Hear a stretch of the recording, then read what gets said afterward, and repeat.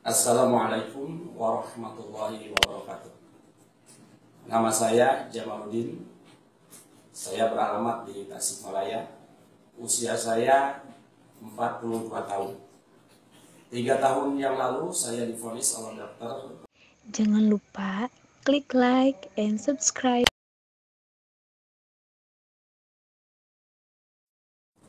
Assalamualaikum warahmatullahi wabarakatuh. Nama saya Jamaluddin. Saya beralamat di Tasikmalaya. Usia saya 42 tahun.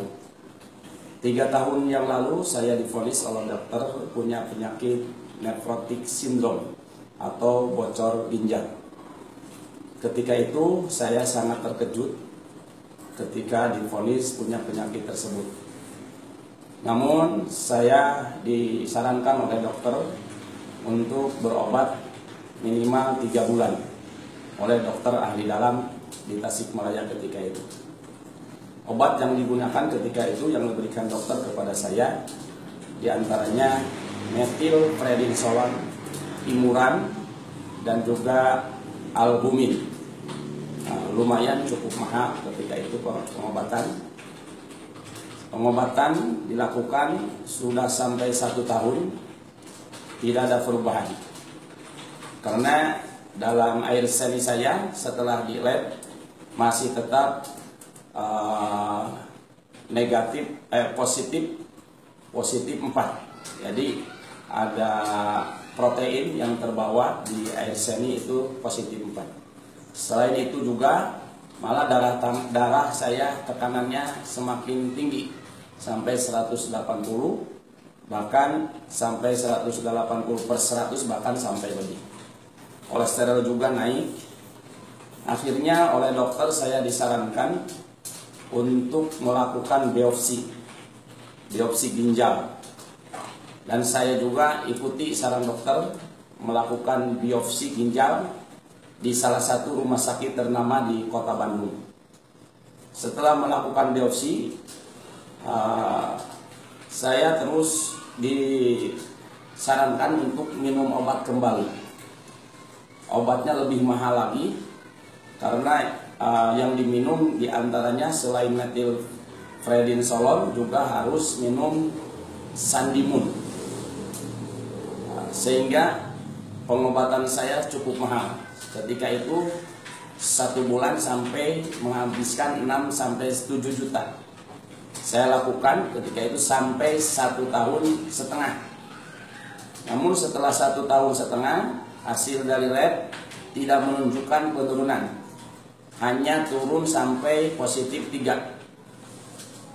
Akhirnya dengan alasan dikarenakan faktor tidak sembuh dan juga faktor biaya yang cukup mahal, sudah kewalahan, akhirnya saya berhenti melakukan pengobatan secara kimia. Saya tidak patah semangat, terus berdoa kepada Allah Subhanahu wa Ta'ala mencari jalan lain supaya ada solusi untuk pengobatan penyakit saya. Nah, ketika itu saya disarankan oleh teman saya, karena di Tasikmalaya lagi gencarnya salah satu obat tradisional jeli gamat. Ketika itu saya minum jeli gamat selama 6 bulan berturut-turut. Selain minum jeli gamat, saya juga minum rebusan setiap hari daun sendok. Bisa dicari di pekarangan rumah atau di kebun-kebun. Setiap hari saya rebus dan setiap hari saya minum pagi-pagi. Kalau jeli gamat pagi 2 sendok, sebelum tidur 2 sendok. Alhamdulillah setelah 6 bulan berjalan, berangsur-angsur badan saya yang tadinya bengkak kembali normal, darah tinggi pun menjadi normal. Sekarang sekitar 135/80. Paling naik sampai 140/90.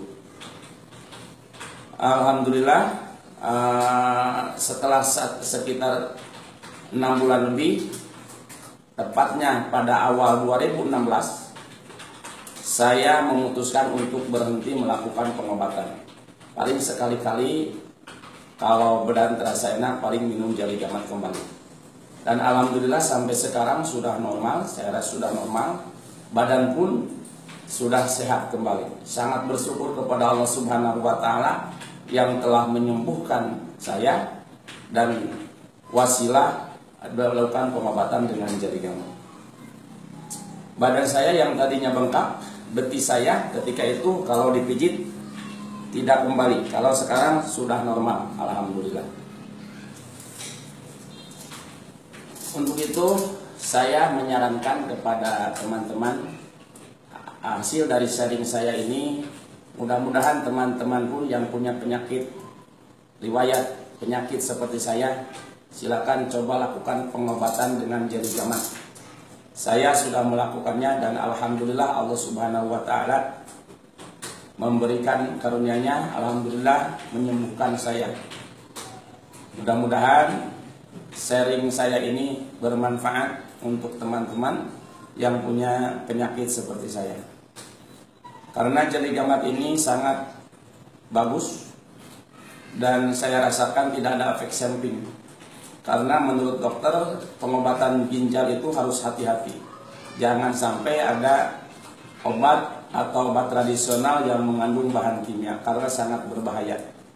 Tapi dengan jari gamat tidak ada kandungan bahan kimia. Alhamdulillah selama berbulan-bulan saya minum, alhamdulillah penyakit saya pun kembali normal, sehat, alhamdulillah. Sampai sekarang perbedaan dari foto saya bisa dilihat sebelum